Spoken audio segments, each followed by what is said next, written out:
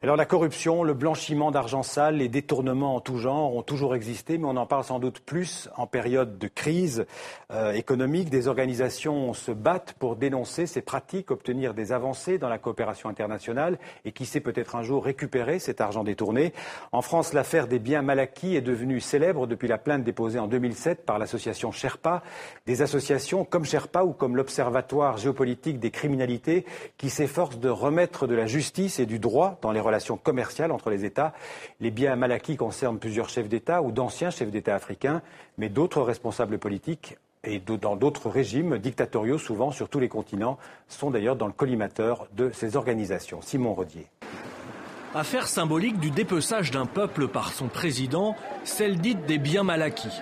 Teodoro Obiang, Denis Sassou Nguesso, Omar Bongo sont poursuivis depuis une plainte en 2007 pour détournement de fonds publics. Ces dirigeants et leurs familles possèdent en France notamment un patrimoine immobilier considérable que leur seul salaire n'aurait pu constituer. Ici c'est mon salon et derrière là c'est une salle à manger et puis la cuisine. Et là, et parce qu'il n'y a pas de place, les affaires sont dans le couloir. Des maisons, des immeubles, des voitures, le fils du président Obiang de Guinée équatoriale, Théodorin, aurait notamment profité de certains avantages. Le salaire officiel de Théodorin Obiang Nguema, donc le fils du président de la Guinée équatoriale, eh bien c'est 5 000 $ par mois en tant que ministre de l'Agriculture et de la Pêche. On est très très loin de son patrimoine. Son patrimoine, c'est un immeuble au 42 avenue Foch qui est détenu par des sociétés écrans en Suisse, immeuble dont la dernière estimation était de 120 millions d'euros. C'est une villa à Malibu de 35 millions de dollars, c'est un jet à 35 millions de dollars, ce sont des yachts, ce sont des comptes en banque absolument partout et un train de vie complètement délirant. Des perquisitions ont été menées, des mises en examen, des convocations et pourtant, 7 ans après le début de l'affaire, les conclusions et le recouvrement d'éventuels avoirs illicites ne sont pas prévus dans un quelconque agenda. Les avocats français de la défense ont certes avancé des années durant des arguments massus. Nous avons donné l'intégralité des éléments démontrant que c'est une propriété de l'État équato-guinéen. Il est pour le moins comique dans une affaire dite de biens mal acquis qu'on vienne saisir des biens qui appartiennent à la Guinée équatoriale. Entre les émoluments du chef de l'État et sa fortune, il peut y avoir des différences. Mais pourquoi une décision de justice prend-elle autant de temps ? La France d'abord a été accusée de complaisance envers ses dirigeants. Et puis les juges d'instruction ont semble-t-il manqué de moyens.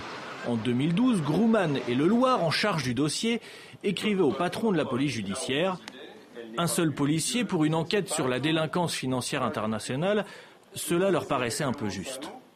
L'argent a donc du mal à rentrer dans les caisses de ces États pour le bien du peuple, en Afrique, mais aussi en Asie centrale. Quelques exemples viennent pourtant donner du baume au cœur aux enquêteurs et autres plaignants. Des biens et des dizaines de millions d'euros de la famille Ben Ali sont revenus aux Tunisiens. Un début, 3 ans après la chute du dictateur. Alors pour évoquer ces sujets complexes mais importants, d'abord en duplex de Genève, Bernard Bertheussat, bonsoir. Bonsoir. Alors vous êtes magistrat spécialisé dans la lutte contre la corruption. Vous avez été procureur général de Genève. On peut dire que vous avez consacré une bonne partie de votre vie à la lutte contre la grande criminalité et contre la corruption. Et puis avec nous en plateau, Pierre Conessa, bonsoir. Bonsoir. Vous êtes spécialiste des questions stratégiques et militaires. Vous avez été conseiller au ministère de la Défense. Vous êtes aujourd'hui maître de conférence à Sciences Po. Et vous avez beaucoup étudié ces questions de corruption. Et l'IRIS a publié sous votre direction L'argent des dictateurs. C'était en 2012, je pense. Ouais.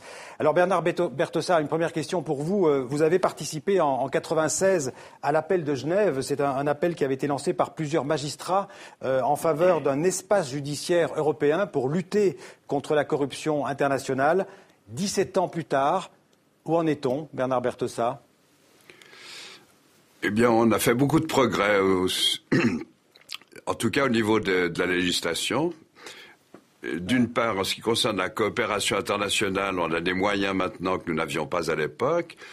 Et en ce qui concerne les incriminations de corruption, un certain nombre de conventions internationales ont été signées et adoptées par nos États qui permettent maintenant aux magistrats, s'ils en ont la volonté, de poursuivre beaucoup plus efficacement le personnel politique kleptocrate ou corrompu qui sévit encore malheureusement dans la plupart des pays du monde. En la matière, la Suisse, on peut le dire, a montré l'exemple ou pas ?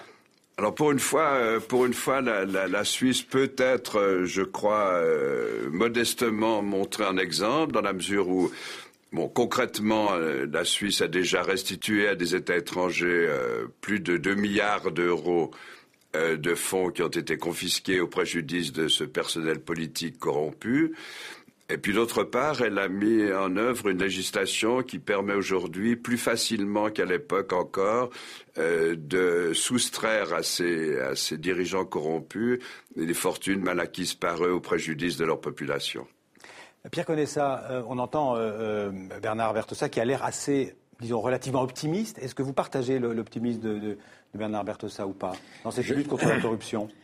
Je serais plus optimiste si j'étais suisse, parce qu'effectivement, je trouve que la Suisse est le seul pays qui a fait véritablement un effort sur ce sujet précis qui est celui de l'argent des dictateurs. Ouais. À la limite, récupérer de l'argent de quelqu'un qui n'a pas de statut diplomatique comme un chef d'État devient relativement aisé, a fortiori si c'est un élu d'une démocratie. Mais pour les dictateurs, on se heurte évidemment à une absence totale de coopération, sauf quand il y a effectivement renversement d'un dictateur. Donc sur cette question-là, le dictateur, son originalité, c'est la longueur de son mandat au pouvoir et évidemment les fortunes accumulées, puisqu'on est dans des milliards de dollars pour la plupart d'entre eux. Donc là, on est sur un sujet qui est d'une ampleur financière autrement importante. Donc il ne suffit pas que la législation, que les instruments aux mains des magistrats évoluent dans le bon sens pour que ce soit suivi d'effet sur le terrain, en particulier concernant les dictateurs. Oui, parce que les magistrats agissent surtout sur le patrimoine qui est les actifs qui sont dans leur propre juridiction, dans leur propre pays. Or, ce qu'on constate avec des dictateurs de la génération actuelle, c'est qu'ils profitent de conseils de banksters, vous savez, ces banquiers d'affaires ou ces losters, ces cabinets d'avocats d'affaires qui leur donnent des conseils de façon à éviter de placer de l'argent dans des endroits où il puisse être récupéré. Donc, si on regarde la fortune de Ben Ali, ça se répartit entre Chypre, l'Argentine, etc. Et donc dans des pays où on sait qu'il n'y a pas de convention de coopération judiciaire. Et par exemple, concernant la fortune de Ben Ali, est-ce qu'on a déjà récupéré une partie de cet argent ? Je crois qu'il y a deux choses. C'est-à-dire que Ben Ali et les familles Ben Ali Trabelsi avaient beaucoup de choses sur place. Donc évidemment, sur place, c'est plus facile. Le gouvernement tunisien peut le nationaliser. Sur place, ça veut dire éventuellement dans des banques tunisiennes ?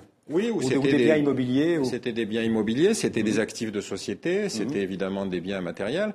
Mais tout ce qui est à l'extérieur, et je crois que malheureusement le gouvernement tunisien ne s'y est pas bien pris, pratiquement rien n'a été récupéré. Parce que finalement, c'est une affaire à la limite d'investigation, presque d'enquêteurs privés. Alors, justement, Bernard Bertossa, il y avait ce week-end, vendredi, en fait, à Paris, un colloque qui posait la question: peut-on récupérer l'argent des dictateurs ? On a envie de répondre non à cette question, mais vous avez l'air de dire qu'on parvient aujourd'hui à récupérer de l'argent. Je crois qu'il faut distinguer entre la théorie et la pratique. En théorie, on peut aujourd'hui. En pratique, cette récupération dépend beaucoup de la volonté politique des acteurs qui doivent être présents pour que cette récupération puisse avoir lieu. Prenez l'exemple du Royaume-Uni, où malgré la signature d'un certain nombre de conventions qui leur permettraient aujourd'hui de mettre la main sur l'argent d'un certain nombre de potentats qui l'ont placé chez eux, le Royaume-Uni ne fait rien, ou presque rien. Quand même, le Premier ministre Tony Blair, à l'époque, avait interdit à la police du Royaume-Uni de poursuivre son enquête dans une affaire de corruption avec l'Arabie Saoudite. Donc, il ne suffit pas d'avoir les moyens. Comme je l'ai dit, il faut encore avoir envie de s'en servir et pouvoir s'en servir. Et c'est là que se pose un problème dans des pays comme la France, où le parquet n'est pas indépendant et qu'il risque de devoir subir des injonctions du gouvernement. On sait que dans le domaine des marchés d'armement, par exemple, il n'y a pas beaucoup de gouvernements, ni du Nord, ni du Sud, ni de l'Est, ni de l'Ouest, qui ont envie que la magistrature s'intéresse aux pots de vin qui ont été versés. J'allais dire, ça pose la question effectivement très importante de l'indépendance de la justice. Et on a l'impression que les enjeux sont tellement énormes, Pierre Conessa, que c'est un combat presque perdu d'avance, sans même parler des paradis fiscaux qui font partie du problème. Oui, je ne crois pas que le combat soit perdu d'avance, d'abord parce que les magistrats français ont fait preuve d'une indépendance ces dernières années, effectivement, qui fait que certains d'entre eux, en tout cas, il y a certains juges d'instruction qui ont eu Absolument. Mais après, on se heurte à des problèmes de technicité, c'est-à-dire qu'effectivement, il est beaucoup plus facile pour quelqu'un de faire transiter ses avoirs du Liechtenstein à Gibraltar et de Gibraltar à l'île de Man, pour ne citer que des paradis fiscaux qui relèvent de Londres, que pour un juge d'instruction de lancer un mandat européen qui va donner une investigation avec toutes les complexités que ça a. Donc on est dans un décalage de temps qui fait que même avec toute la bonne volonté du monde, ça va être extrêmement difficile. Maintenant, évidemment, les immeubles de M. Obiang ne bougeront pas, ça au moins on le sait. Mais voyez, on est quand même dans une quête d'identification qui est extrêmement compliquée. Et encore une fois, moi je veux rendre hommage à la Suisse parce que quand la Suisse a rendu une partie de l'argent que le Abacha, le chef d'État nigérian, avait volé, les journalistes se sont tous précipités sur la Suisse en disant « Voyez, la Suisse est le paradis des dictateurs ». Mais Londres, qui avait beaucoup plus d'argent d'Abacha, n'a strictement pas bougé. Ça, c'est malsain quand même comme attitude pour la part des journalistes. Alors, je parlais des paradis fiscaux, de ces trous noirs, on peut dire, de l'économie actuelle. Est-ce qu'en matière de lutte contre les paradis fiscaux, les politiques affirment souvent qu'on fait des progrès, il y a des listes qui ont changé ou disparu, et des pays qui ont changé de couleur, qui sont passés de gris à blanc, etc. Est-ce que vraiment vous avez le sentiment, Bernard Bertossa, qu'on avance dans cette lutte contre les paradis fiscaux ? Comme on perd de rien, on avance bien sûr, mais on avance lentement. Ouais. J'aime pas tellement le terme de paradis fiscal parce que il a, comme son nom l'indique, une connotation fiscale qui est pas vraiment notre problème à nous. Notre problème à nous, ce sont les pays non coopératifs, les pays non coopérants, c'est-à-dire ceux qui, requis par des États étrangers ou par des juges étrangers de fournir des informations, ne le font pas ou refusent de le faire. Et ça ne correspond pas toujours nécessairement à des paradis fiscaux. Alors aujourd'hui, il y a un système... Je l'ai dit, l'Angleterre, par exemple, l'Angleterre n'est pas un paradis fiscal. Ouais. En revanche, c'est un pays peu coopérant. Voilà, parce que jusqu'à présent, cette coopération en matière de paradis fiscaux, elle se fait au cas par cas, elle n'est pas obligatoire. Il n'y a pas une coopération obligatoire, on est bien d'accord. Pour qu'il y ait coopération, il faut qu'il y ait une demande d'un État étranger et une réponse de l'État requis. Ouais. Elle n'est pas systématique et automatique. Le problème que nous avons, elle n'est pas automatique, non, parce qu'elle est soumise à des procédures, à des voies de recours, etc., qui parfois l'empêchent. Et puis, il suffit qu'un État n'ait pas envie de répondre, il n'y a pas de sanction contre le refus de répondre.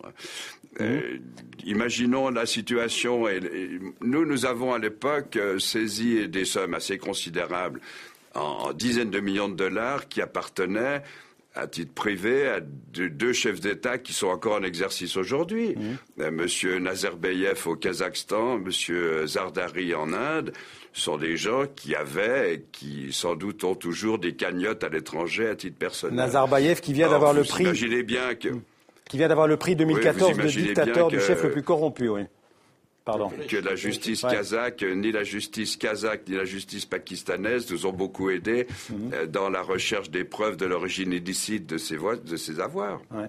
Encore une fois, Pierre Conessa. Juste un mot. Vous savez, sans aller si loin, le Liechtenstein, qui est quand même une espèce d'État en plein centre de l'Union européenne, qui n'a pas le statut d'État membre, présente une législation qui permet 14 voies de recours contre une demande venant de l'étranger. Bon, comme on sait qu'effectivement M. Bagné gérait une fondation de Mme Bettencourt qui gérait cette fameuse île dans le Pacifique et qu'il l'avait logée au Liechtenstein, on peut se demander si l'Union européenne n'aurait pas pu faire quelque chose de beaucoup plus efficace sur ce simple petit morceau de territoire. Donc, là encore, c'est une question de volonté. Oui, c'est une question de volonté politique, absolument. Donc, je crois qu'il y a un déclaratoire, il faut régulièrement remettre la question des paradis fiscaux, mais il n'y a pas de véritable action. Donc là, on a fait le bilan que finalement les choses avancent lentement, mais sûrement, mais qu'il manque parfois la volonté politique pour avancer beaucoup plus vite. On peut le dire comme ça. Merci Bernard Bertossa, merci Pierre Conessa d'avoir été nos invités aujourd'hui.